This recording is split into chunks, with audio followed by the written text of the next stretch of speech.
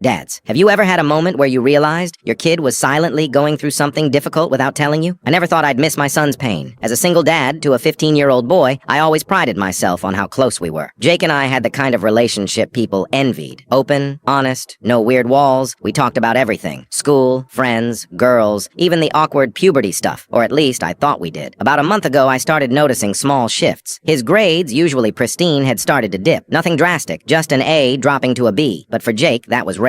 I asked him about it, and he gave me the usual teen response. Just a tough semester. Then he changed the subject. The real red flag came the weekend of his basketball tournament. Jake's team had made it to the finals, and he was the captain. He had been talking about it for weeks. Then suddenly, the morning of the game, he said he didn't want to go. Not feeling great, he mumbled, staring at the floor. This kid once played an entire game with a 102-degree fever because the team needed him. That's when I knew something was wrong, deeper than just school stress or being tired. That night, I passed his room and heard muffled sounds. I cracked the door open and found him sitting on his bed, hunched over his phone, wiping his eyes fast, like he didn't want me to notice. "You okay?" I asked. "Yeah, just tired," he said quickly, locking his phone and forcing a yawn. I nodded, but something about that moment stuck with me. The next day during my lunch break, I drove to his school. I told myself I just wanted to drop off a snack or something, but really, I needed to see for myself. I peeked into the cafeteria and scanned the room. There he was, sitting completely alone, poking at a sandwich. Across the room, his usual friend group was laughing, talking, tossing chips around like nothing was wrong. Not one of them looked his way. That image punched me in the gut. That night, while he was in the shower,